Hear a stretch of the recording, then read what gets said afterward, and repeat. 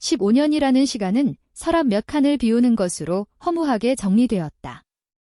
익숙했던 사무실의 공기. 매일 아침 건네던 동료들과의 인사. 그리고 내 청춘의 절반을 쏟아부었던 책상 위에는 이제 테이프로 칭칭 감긴 종이 상자 몇 개만이 덩그러니 남았다. 상자를 들기 전 나는 마지막으로 텅 빈 자리를 쓸어내리며 만감이 교차하는 기분을 느꼈다. 상자 가장 위쪽에는 회사에서 준 명예퇴직 기념패가 놓여 있었다. 귀하의 헌신과 노고에 감사드립니다라는 문구 위로 형광등 불빛이 차갑게 반사되었다. 이 작고 무거운 금속판 하나가 지난 15년의 고생을 보상받는 유일한 증표라는 사실이 서글프면서도 한편으로는 이제 정말 끝났다는 해방감이 밀려왔다. 집으로 돌아가는 길.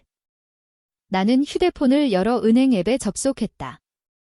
화면에 선명하게 찍힌 퇴직금 수령액 2억 원.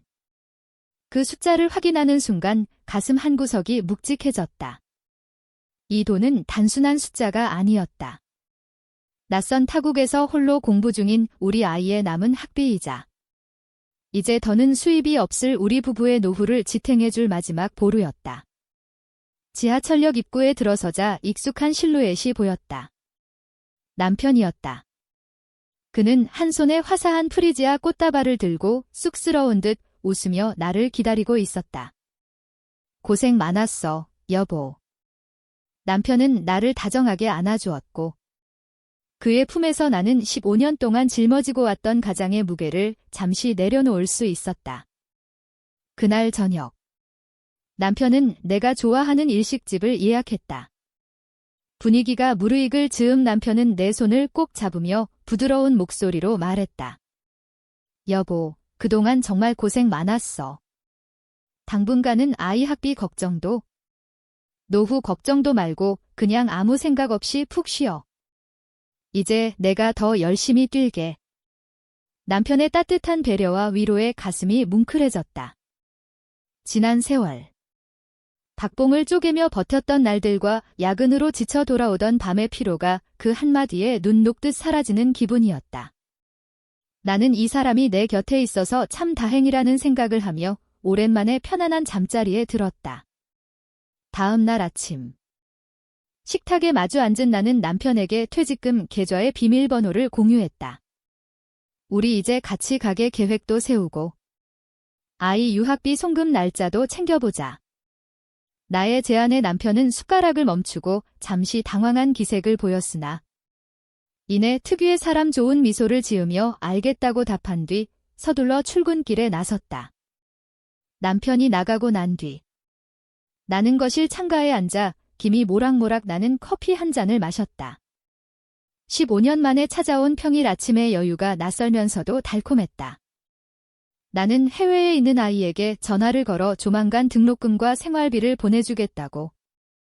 엄마가 이제 쉬게 되었으니 걱정 말라고 기분 좋게 약속했다. 점심 무렵. 나는 아이에게 보낼 학비를 이체하기 위해 다시 뱅킹 앱을 열었다. 자동 로그인이 되고 메인 화면이 뜨는 순간. 나는 내 눈을 의심했다. 분명 어제까지만 해도 2억 원이라는 거액이 들어있던 계좌 잔고가 0원이라는 숫자로 바뀌어 있었다. 심장이 발끝까지 떨어지는 듯한 충격에 숨이 가빠왔다. 누군가 계좌를 해킹한 것일까? 아니면 은행의 전산 오류일까? 떨리는 손으로 인출 내역을 확인하자. 오늘 오전 남편이 출근한 직후 여러 차례에 걸쳐 전액이 어딘가로 이체된 기록이 선명하게 남아 있었다. 머릿속이 하얗게 전멸하며 세상이 무너져 내리기 시작했다. 숨이 막혔다. 카페 안의 온기가 갑자기 영하의 냉기로 변한 듯 몸이 덜덜 떨렸다. 나는 떨리는 손으로 남편에게 전화를 걸었지만 연결음은 무정하게 이어지다 끊기기를 반복했다. 잠시 후 도착한 것은 중요한 회의 중이라 전화를 못 받으니 나중에 연락하겠다는 짧고 사무적인 문자 한 통뿐이었다. 내 15년의 세월이 통째로 증발했는데 그는 고작 문자 몇 자로 나를 밀어내고 있었다. 그날 밤 도둑처럼 집으로 기어들어온 남편은 거실 불을 켜는 내 모습에 소스라치게 놀랐다. 내가 내역이 찍힌 휴대폰 화면을 눈앞에 들이밀자 그는 잠시 얼어붙더니 이내 바닥에 무릎을 꿇었다. 미안해, 여보. 정말 죽을 죄를 지었어. 주식이 급락해서 원금이라도 회복해보려고 무리하게 물을 타다가 그만. 내가 다 복구해 놓을게. 한 번만 믿어줘. 눈물까지 비치며 비는 그의 모습은 애처롭기까지 했지만 내 마음속 의구심은 가라앉지 않았다. 남편이 씻으러 들어간 사이 나는 바닥에 내팽개쳐진 그의 외투를 정리하다가 주머니 속에서 작게 구겨진 영수증 하나를 발견했다. 이름조차 생소한 강남의 어느 고급 주점. 결제 시간은 새벽 2시. 금액은 직장인 한 달 월급에 육박하는 액수였다. 주식으로 돈을 잃어주고 싶다던 사람의 주머니에서 나올 물건이 아니었다. 영수증에서는 희미하게 낯선 향수 냄새와 독한 술 냄새가 섞여 풍겨나왔다. 그날 새벽 남편이 깊은 잠에 빠진 것을 확인한 나는 조심스럽게 그의 휴대폰을 집어들었다. 아침에 공유받은 비밀번호는 휴대폰에도 그대로 적용되어 있었다. 메신저 앱을 열자마자 가장 상단에 떠있는 이름은 그 여자였다. 대화창을 열자마자 쏟아지는 내용들은 가히 파괴적이었다. 자기야. 덕분에 사채빚 다 갚았어. 이제 독촉 전화 안 받아도 돼서 너무 행복해. 역시 자기가 최고야. 그 밑에는 내 퇴직금 계좌에서 빠져나간 금액과 일치하는 송금 확인증 사진들이 줄지어 있었다. 심장을 칼로 난도질하는 것 같은 통증이 밀려왔다. 내 노후와 아이의 미래가 담긴 돈이 이름도 모르는 여자의 사채 빚을 갚아주는 데 쓰였다는 사실을 도저히 믿고 싶지 않았다. 남편은 주식 투자 실패라는 비겁한 거짓말로 나를 기만하면서 뒤로는 그 여자의 구원자 노릇을 하며 영웅놀이를 하고 있었던 것이다. 나는 치밀어 오르는 구역질을 참으며 대화 내역을 내 휴대폰으로 하나하나 전송했다. 다음 날 저녁 나는 남편에게 친구를 만나러 간다는 핑계를 대고 그의 퇴근길을 밟았다. 그는 평소보다 훨씬 가벼운 발걸음으로 회사 근처가 아닌 화려한 네온 사인이 번쩍이는 유흥가로 향했다. 그가 익숙하게 들어선 곳은 시크릿이라는 간판이 걸린 지하 가라오케였다. 나는 근처 골목 숨죽여 기다리며 내 인생이 무너진 시간 동안 그가 무엇을 하는지 끝까지 지켜보기로 했다. 2시간쯤 지났을까? 남편이 드디어 모습을 드러냈다. 혼자가 아니었다. 그의 곁에는 짙은 화장을 하고 짧은 치마를 입은 한눈에 봐도 어려 보이는 여자가 꼭 붙어 있었다.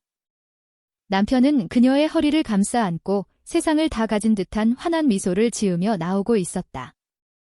집에서는 한 번도 보여준 적 없는 생기 넘치고 탐욕스러운 웃음이었다.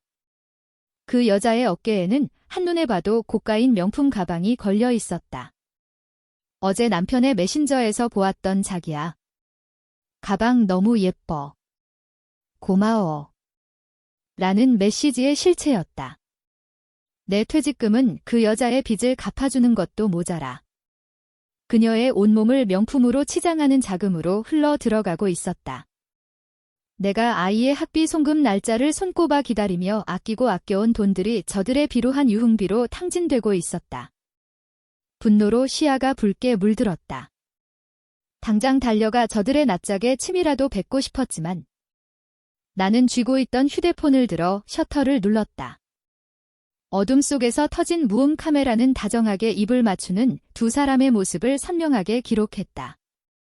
지금 이 순간의 비참함을 잊지 않기 위해 그리고 가장 처절한 복수를 완성하기 위해 나는 차가운 콘크리트 벽 뒤에서 숨을 몰아쉬었다. 사진 속의 남편은 더 이상 내가 사랑했던 다정한 사람이 아니었다. 내 인생을 갉아먹고 기생하는 추악한 괴물일 뿐이었다. 나는 카메라 앨범에 저장된 증거물들을 다시 한번 확인하며 입술을 깨물었다. 이제 슬퍼하는 단계는 끝났다. 내 돈 2억 원. 그리고 내 15년의 세월에 대한 대가를 저들이 피눈물로 갚게 하겠다고. 나는 차갑게 가라앉은 눈으로 다짐했다. 식탁 위에는 냉기가 감돌았다. 나는 미리 불러들인 시어머니와 남편 앞에 어젯밤 밤새도록 정리한 사진들과 송금 내역서를 힘껏 내던졌다. 이게 다 뭐야? 시어머니가 떨떠름한 표정으로 서류를 집어들었고 남편은 첩장에 찍힌 자신의 얼굴을 확인하자마자 사색이 되어 고개를 떨궜다. 종이 위에는 그가 그 여자와 껴안고 웃는 모습, 그리고 내 퇴직금 계좌에서 억 단위의 돈이 빠져나가 그녀의 사채 빚을 청산하는 데 쓰인 기록이 선명하게 박혀 있었다. 설명해봐. 내 15년치 인생을 어디에다 쳐넣었는지. 내 목소리는 낮게 떨렸지만 날카로운 칼날 같았다. 남편은 한참을 웅얼거리더니 겨우 입을 열었다. 여보, 그게. 그 여자가 사채 때문에 정말 죽으려고 했어? 사람 목숨부터 살리고 봐야 할 것 같아서.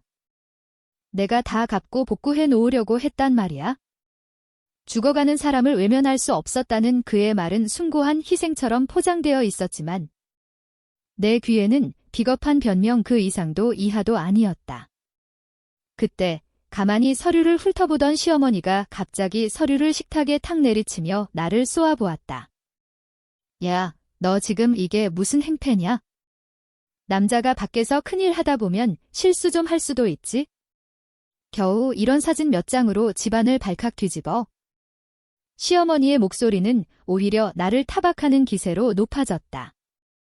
나는 귀를 의심했다. 내 돈 2억 원이 도우미 여자의 빚잔치에 쓰였는데 시어 어머니는 오히려 아들의 편을 들고 있었다. 어머니, 지금 제 퇴직금이 날아갔다고요? 저 여자가 누군지 아세요? 내 외침에 시어머니는 코방귀를 끼며 대꾸했다. 알지, 불쌍한 애라며. 내 아들이 오죽기가 죽어 살았으면 밖에서 그런 애한테 마음을 줬겠니? 너처럼 기센 마누라 밑에서 숨도 못 쉬고 살던 내 아들이 이제야 좀 숨통이 트인 모양인데. 내가 마누라라면 넓은 마음으로 감싸줘야지. 시어 어머니의 논리는 기가 막혔다. 아들의 길을 살려준다는 명목 아래 내 피땀 어린 돈이 남의 빚을 갚는 데 쓰인 것을 정당화하고 있었다. 나는 헛웃음이 터져나왔다. 이 집안에서 나는 가족이 아니라 돈을 벌어다주는 기계에 불과했다는 사실이 뼈아프게 다가왔다. 남편은 옆에서 한술 더 떠 그 여자. 지금 임신했을지도 몰라. 그러니까 제발 조용히 이혼해줘. 퇴직금은 내가 번 거지만 우리 가족을 위해 쓴 셈 치면 안 될까? 라며 뻔뻔한 제안을 던졌다. 순간 머릿속에서 이성의 끈이 끊어지는 소리가 들렸다. 나는 자리에서 일어나 남편의 뺨을 온 힘을 다해 갈겼다. 찰싹 하는 소리가 거실을 메웠고 당황해 소리를 지르는 시어머니의 뺨 역시 망설임 없이 내리쳤다. 가족. 당신들이 말하는 가족에 나는 없었어. 내 인생을 갈아 넣은 돈으로 도우미 여자 뒤를 봐준 당신들. 사람도 아니야? 두 사람의 얼굴에 서린 당혹감과 분노를 뒤로 한 채 나는 거실을 빠져나왔다. 그때 내 휴대폰이 울렸다. 저장되지 않은 번호였지만 직감적으로 알 수 있었다. 전화를 받자마자 간드러진 여자의 목소리가 흘러나왔다. 언니, 돈은 잘 받았어요. 오빠가 그러더라고요. 언니는 돈밖에 모르는 차가운 사람이라 자기 마음을 이해 못 해준다고. 오빠가 나를 더 사랑하니까 그 큰 돈도 기꺼이 준 거 아니겠어요? 그 여자의 비아냥거림에 손이 부르르 떨렸다. 그녀는 마치 승리자라도 된 양 말을 이어갔다. 우린 이제 새 출발할 거니까 방해하지 마세요. 언니 퇴직금 덕분에 내 인생이 편해요. 나는 잠시 숨을 고른 뒤 차갑게 가라앉은 목소리로 대답했다. 그래, 마음껏 써둬. 그 돈이 내 인생을 어떻게 시궁창으로 처박을지 기대해도 좋아? 내가 받은 그 돈. 단순히 영이 찍힌 종이 쪼가리가 아니라 내 인생을 망칠 독약이 될 테니까. 나는 전화를 끊고 곧바로 변호사에게 메시지를 보냈다. 준비한 대로 진행해주세요. 한 푼도 남기지 않고 다 털어버릴 겁니다. 식탁 위에 남겨진 시어머니의 고함과 남편의 비굴한 울음소리가 멀게 느껴졌다. 이제 연민이나 망설임 따위는 없다. 그들이 내 소중한 퇴직금을 탕진하며 느꼈던 짧은 쾌락의 대가가 얼마나 처절한 것인지 나는 법의 심판대를 통해 증명할 생각이었다. 집을 나서는 내 등 뒤로 노을이 길게 드리워졌다. 아름다운 저녁 풍경과는 대조적으로 내 마음은 얼음장처럼 차가워졌다. 퇴직금을 잃은 슬픔보다 인간의 바닥을 확인한 분노가 나를 움직이는 동력이 되었다. 이제부터 시작될 싸움에서 나는 피해자가 아닌 심판자가 되기로 결심했다. 그들이 꿈꾸는 달콤한 미래를 가장 잔인하게 무너뜨려주는 것. 그것이 내가 내 자신에게 약속한 마지막 예우였다. 분노는 차가운 이성이 되어 돌아왔다. 나는 집을 나온 다음 날부터 변호사와 함께 전쟁을 시작했다. 가장 먼저 한 일은 남편의 명의로 되어 있던 시댁 아파트에 가압류를 신청하는 것이었다. 시아버지가 돌아가시며 남편에게 넘겼던 그 아파트는 시어머니가 평생의 자부심으로 여기던 유일한 자산이었다. 남편은 내 퇴직금을 탕진한 것도 모자라 상간녀에게 명품 가방과 보석을 사주기 위해 내 몰래 제2금융권 대출까지 끌어쓴 상태였다. 법원의 가압류 결정문이 시댁으로 배달되던 날 평온하던 그들의 세계는 비명과 함께 무너져 내렸다. 집으로 들이닥친 시어머니는 전날의 기세는 어디 갔는지 내 바짓가랑이를 붙잡고 울며 불며 매달렸다. 아가, 내가 말이 심했다. 제발 이 집만은 건드리지 마라. 내가 갈 데가 어디 있다고 이러느냐. 나는 나를 타박하던 그녀의 손을 차갑게 뿌리치며 대꾸했다. 어머니가 그러셨죠. 남자가 기사라서 그럴 수도 있다고. 이제 그 기 살려준 대가를 치르실 차례예요. 남편의 상황은 더욱 가관이었다. 내 퇴직금이라는 자금줄이 끊기자마자 그가 목숨보다 소중한 사랑이라 부르짖던 관계에 금이 가기 시작했다. 상간녀는 남편이 더 이상 돈을 가져오지 못하고 오히려 소송에 휘말려 거액의 위자료를 물어내야 할 처지가 되자 본색을 드러냈다. 그녀는 남편의 연락을 차단했고 그가 업소로 찾아오자 경비원들을 시켜 그를 쓰레기처럼 길바닥에 내던졌다. 남편은 상간녀의 집 앞에서 밤새도록 빌며 매달렸지만 그녀는 이미 다른 물주의 차를 타고 그의 곁을 유유히 지나쳐갔다.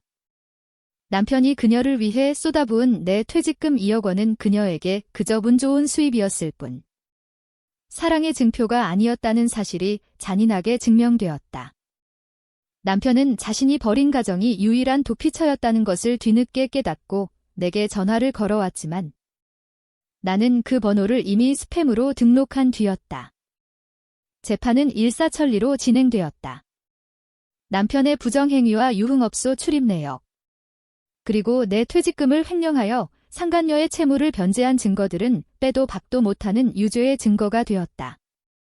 법원은 남편에게 징벌적 위자료 판결을 내렸고 상간녀 역시 부정행위로 인한 손해배상 책임에서 벗어날 수 없었다. 나는 그 판결문을 들고 남편의 회사를 찾아가 징계위원회에 증거자료를 제출했다. 도덕적 결함이 드러난 그는 결국 해고 통보를 받았고 업계에서도 매장당했다. 시어머니는 아파트가 경매에 넘어갈 위기에 처하자 매일같이 우리 아이에게 전화를 걸어 하소연을 했다. 하지만 아이는 자빠가 엄마 인생을 망칠 때 할머니는 뭐 하셨어요? 라는 말로 시어머니의 가슴에 대못을 박았다. 피부치마저 등을 돌린 그 집안은 이제 그들이 그토록 무시했던 나의 노동과 희생 없이는 하루도 유지될 수 없는 지경에 이르렀다. 상간녀 또한 내가 제기한 구상권 청구와 위자료 소송으로 인해 업소에서 쫓겨나고 받은 돈을 모두 토해내야 하는 처지가 되었다.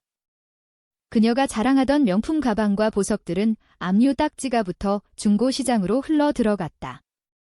그녀는 내게 전화를 걸어 잘못했다며 살려달라고 빌었지만 나는 한마디만 남기고 전화를 끊었다. 내가 그랬지? 그 돈이 내 인생을 펴게 해줬다고. 이제 그 돈이 내 인생을 어떻게 시궁창으로 만드는지 똑똑히 지켜봐. 이혼 서류에 최종 도장을 찍던 날. 남편은 고시원을 전전하던 듯 꾀죄죄한 모습으로 나타났다. 그는 내게 꼭 이렇게까지 해야 했냐며 원망 섞인 눈빛을 보냈지만 나는 아무런 감정도 느끼지 못했다. 15년 동안 쌓아온 정은 그가 내 퇴직금을 가로챈 순간 이미 가루가 되어 흩어졌다. 나는 그에게 위자료와 재산 분할 판결문을 건네며 마지막 경고를 날렸다. 이건 내가 저지른 일의 시작일 뿐이야. 평생 빚 갚으면서 내가 느낀 고통의 100분의 1이라도 느끼며 살아. 법원을 나서는 길에 나는 하늘을 올려다보았다. 가슴을 짓누르던 무거운 바위가 치워진 듯 숨쉬기가 편안해졌다. 비록 내 퇴직금의 전액을 되찾지는 못했지만 그 대가로 나는 내 인생에서 가장 암적인 존재들을 도려내는 데 성공했다. 잃어버린 돈은 다시 벌면 되지만 잃어버린 내 자신은 다시 찾기 힘들다는 것을 나는 이번 전쟁을 통해 뼈저리게 배웠다. 나는 변호사와의 마지막 인사를 끝내고 아이에게 전화를 걸었다. 응, 이제 다 끝났어. 우리 맛있는 거 먹으러 갈까? 수화기 너머로 들려오는 아이의 밝은 목소리가 내 인생의 새로운 장이 열렸음을 알리고 있었다. 무너진 모래성 위에서 나는 더 이상 울지 않았다. 그 잔해를 밟고 일어선 나는 이제 더 단단한 집을 지을 준비가 되어 있었다. 폭풍이 휩쓸고 간 자리에는 새로운 싹이 돋아났다. 이혼 후 반년이 지난 지금. 나는 도심 외곽의 한적한 골목에 아담하고 정갈한 카페를 열었다. 화려하지는 않지만 내 손때가 묻은 소품들과 은은한 커피 향이 감도는 이 공간은 더 이상 누군가의 아내나 며느리가 아닌 오롯이 나 자신으로 불리는 유일한 안식처가 되었다. 방학을 맞아 귀국한 아이는 이제 내 든든한 조력자다. 아이는 앞치마를 두르고 능숙하게 손님을 맞이하며 가끔 내 어깨를 주물러주곤 한다. 엄마, 지금이 훨씬 보기 좋아. 예전엔 항상 슬퍼 보였거든. 아이의 그 한마디에 지난 15년의 고단함이 씻겨 내려가는 기분이었다.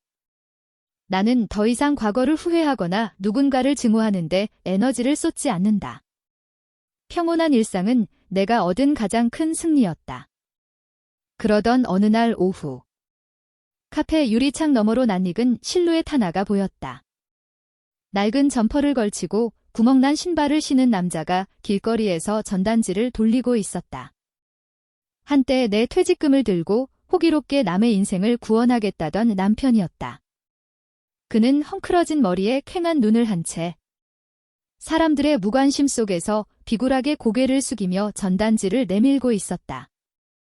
그는 잠시 걸음을 멈추고 내 카페의 간판을 멍하니 바라보았다. 따뜻한 조명 아래서 웃고 있는 나와 아이를 발견한 순간 그의 몸이 얼음이라도 된 듯 굳어버렸다. 그는 카페 문을 열고 들어오려는 듯 손을 뻗었지만 카운터 뒤에서 자신을 차갑게 쏘아보는 아이의 시선에 부딪혀 결국 멈춰섰다. 그는 죄인처럼 고개를 푹 숙인 채 뒷걸음질 치며 인파 속으로 사라졌다. 그의 뒷모습을 보며 내가 느낀 것은 통쾌함보다는 지독한 무미건조함이었다. 물 한 잔을 내어줄 연민도 욕설을 내뱉을 분노도 남아있지 않았다. 그는 이제 내 인생이라는 책에서 완전히 삭제된 오타 같은 존재일 뿐이었다. 신용불량자가 되어 고시원을 전전하며 평생 빚을 갚아야 할 그의 처지는 그가 스스로 선택한 탐욕의 결과였다. 그 여자의 소식도 간간히 들려왔다. 남편에게 뜯어냈던 돈을 모두 압류당하고 소송비용까지 떠안게 된 그녀는 결국 빚쟁이들을 피해 지방에 이름 없는 유흥가를 전전하고 있다고 했다. 화려한 명품으로 치장했던 그녀의 삶은 신기루처럼 사라졌고 이제 그녀 앞에는 갚아줄 사람 없는 진짜 사채 빚만이 남았다.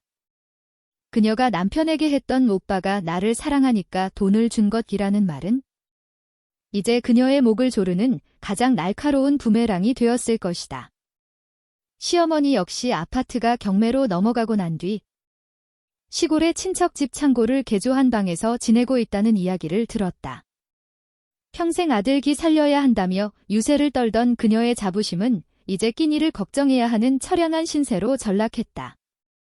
하지만 나는 그들에게 단 한 푼의 위로금도 보낼 생각이 없다. 그들이 내 소중한 퇴직금을 우습게 여겼을 때 이미 그들은 자신들의 노후를 스스로 불태운 셈이니까.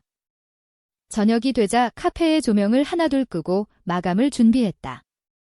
아이와 함께 가게 문을 잠그고 나오니 선선한 밤바람이 뺨을 스쳤다. 엄마, 오늘 저녁은 내가 살게. 맛있는 거 먹으러 가자. 아이의 제안에 나는 가볍게 고개를 끄덕이며 미소를 지었다.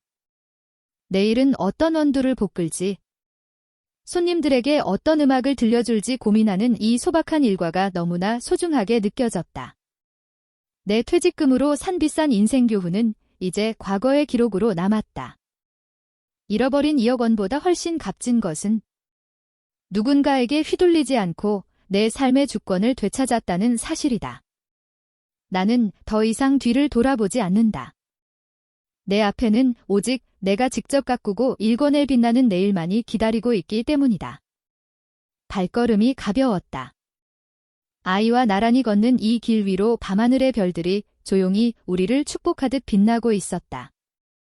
인생의 가장 어두운 터널을 지나온 사람만이 알 수 있는 지극히 평범하고도 위대한 행복이 지금 내 곁에 있었다. 나는 숨을 깊게 들이마시며 다가올 새로운 계절을 맞이할 준비를 마쳤다.